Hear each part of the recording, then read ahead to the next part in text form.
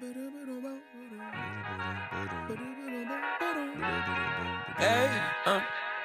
to whoever may need this nugget of encouragement, things will be alright, so quit your worrying. I get it, the odds seem stacked back against the wall, but even consider it such, no use. Welcome back to another episode of the Wage Breakers podcast. Today we are doing Chapter 4 of Atomic Habits by James Clear. And I'm actually really excited about this. The last chapter we talked about pretty much the 4 steps of building a habit, which is cue, craving, response, reward. And now we're finally getting into some of the things that, like, each one individually. So this is the first law, which is make it obvious, which is talking about the cue, right? Mm-hmm. So let's jump right into it, talk about the cue, what's important about the cue, and how it attributes to us building habits. Right. So at first, when we are getting into chapter 4, it's really, focusing on that cue aspect of it, which obviously, first law, make it obvious, of when you see something, I guess, in this instance, abnormal, it becomes obvious to you. But soon, those abnormalities will become just like part of your everyday life. One of the things that this book has talked about is making a conscious effort towards your goals. Right? Making subconscious things conscious. So light switches, we've used that a lot. We walk into a room, flip on the light switch. Now, instead, we can walk in the room and we can make a conscious effort of flipping on the light switch. And this is what this chapter is really all about, is bringing those subconscious things conscious, and especially our habits, making those subconscious habits become conscious habits. Exactly. And, our brains, they build habits just so we don't have to think as much, which is good. In some instances, you don't want to think. You don't want to have to think every time you go into a room and flip on the light switch. You want that to be automated. But it's all about, all right, my day's going awry in some place. Where are my habits? What am I doing that are attributing to that? Or how can I optimize my day? What can I do to get closer to my goals based on certain habits? Right. And so it's all about noticing, being aware, and what I think is the next thing we want to talk about is casting a vote for the person you want to be. We talked about identity in the previous chapters. Now you want to, instead of having a goal in mind, you want to have an identity in mind. Like, I want to be this person. This is the kind of person I'm trying to be. This is the kind of person I am. And you want to cast your votes. You want to make your decisions that align with that identity rather than just like moving towards a goal. Right. No, exactly. Kind of talking about the subconscious, conscious, it gives a few different examples in here real quick. Some of them I really liked. It talked about how a daughter-in-law was, I believe, a paramedic. She looked at her father-in-law and was like, hey, something's not right. She couldn't point out one thing, what was wrong, but she was like, something's not right. And it turned out that he had some major issue that happened, that he literally went into a life-saving surgery a couple hours later.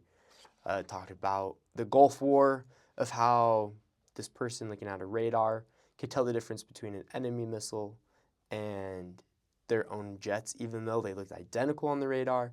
They could just be like, oh yeah, no, that doesn't look right. Yeah. Or, a museum, what's the word they use? Museum curators, they can look at either an authentic piece and be like, oh yeah, it's authentic because of such and such. Or they could see a piece that's identical, that's not real, and be like, oh yeah, no, that one looks fake just because these small things, right? Yeah. And so they've been able to create this effort of creating kind of like, you're going with this, like an identity. They have each painting, each missile radar thing has its own identity. And we need to look at that identity, understand it so that we can make that identity a subconscious identity in a way, if that makes sense. So if we want to be a runner, we make a conscious effort to be a runner, but one day it becomes a subconscious habit of where when we wake up in the morning, or whenever you like to go run, it just becomes automatic, right? Go, wake up, put on your shoes, go out to run. These small things, making a cue for it. So a good cue for this, in the morning, you put your shoes by the front door. Like, you see your shoes, you go, okay, you ready? I am going to go on a run. I see my shoes. Let's put them on. Let's go outside. Yeah. And that's really kind of, what the chapter is leading us to is pointing and calling is one of the things that this chapter really talks about. Yeah. So there's a cool story in here about pointing and calling, which it's related back to Japanese bullet train safety system. So the bullet train goes 200 miles an hour, right? And what they do just to make sure that they don't have any errors or they have any mistakes or accidents is before they are done with all their safety protocols, they like point and call it out, like speed 0 miles an hour, right? Light green. They look at, the doors, and they point at the doors and they say all clear, right? Just to make sure that they're using not only their sight, sight, they're using their hearing, they're using their a visual aid. visual. Yes, that's sight. Yep. And so they're using like all their senses to focus on things that normally just pass by in their brain, like, oh yeah, everyone's clear, everyone's out of the way, but you don't see that small child. But if you're pointing and looking and saying all these things, now they come into focus. And James Clear says we can start to do that in our own lives. We can make these subconscious things conscious. And he does that with something he likes to call a habit scorecard, which practically is just you writing down the things that happen in your day or just at a certain point in time, like from the time you wake up till when you like really start your day, and you just look at all of them, and then you start to analyze which ones are good, which ones are bad, and which ones are neutral. Right. And so he kind of gives an example of what his daily scorecard would be. Yep. And let's go over that. Just so we could put this little scorecard on the video, just like a little nice little visual aid so that you guys can see what we're talking about. But first thing, wake up, turn off alarm, check my phone, go to the bathroom, weigh myself, take a shower, brush my teeth, floss my teeth, put on deodorant, hang up towel to dry, get dressed, make a cup of tea. So he wrote down that quick little list. And then one thing that he does is he will either write a plus sign next to it if it's a positive habit, a negative sign next to it if it's a bad habit, or an equal sign if it's kind of just a neutral habit. Like, yeah, it's something that I need to do, but it like doesn't really affect my day-to-day life. So let's go back over that list with the plus and minuses. So he says wake up, next to it's equal, Doesn't really affect his day because no matter what, you have to kind of wake up. Turn off alarm, equal sign, check my phone, subtraction, negative sign. Go to the bathroom, equal sign, weigh myself. He says it's a positive. Take a shower, positive. Brush my teeth, positive. Floss my teeth, positive. Put on deodorant, positive. Hang up towel to dry, neutral. Get dressed, neutral. Make a cup of tea, positive. So it's really that simple. Yeah, and so that's the habit scorecard. I do want to say, though, that's something that struck me, is this is going to be different for everybody, where, like, your habit scorecard, we might have some of the same things on here, but how we rate them are going to be different. Like, wake up, for me, I know we have to wake up in the morning, but for me, it's like wake up at the time I'm supposed to wake up. That, for me, is a positive. It's not a neutral. Because for James Clear, maybe it's a neutral. Maybe he's built that into his life so much that it's like he doesn't need any help waking up. That's going to happen every single day for him without even thinking about it. For me, that takes some conscious effort to get up at the time that I've set every morning, right? Make it a habit.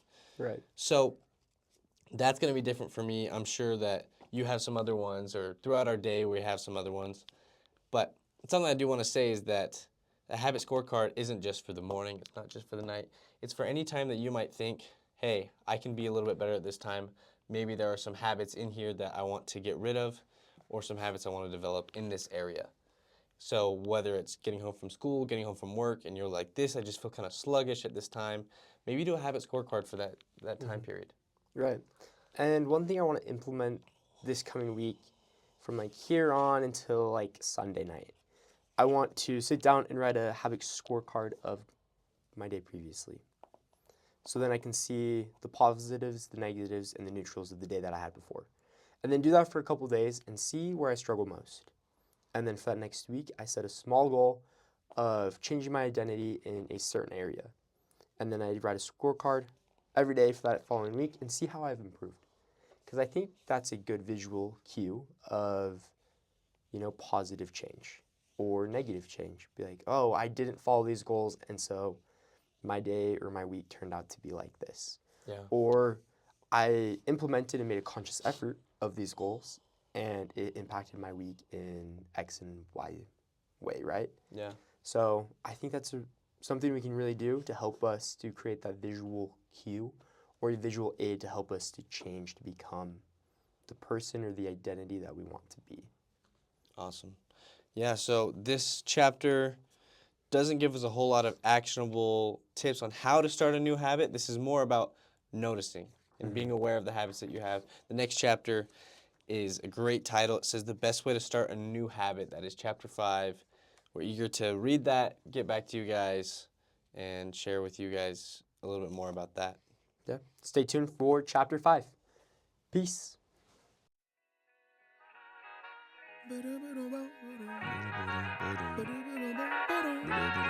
Hey, to whoever may need this nugget of encouragement, things will be alright, so quit your worrying.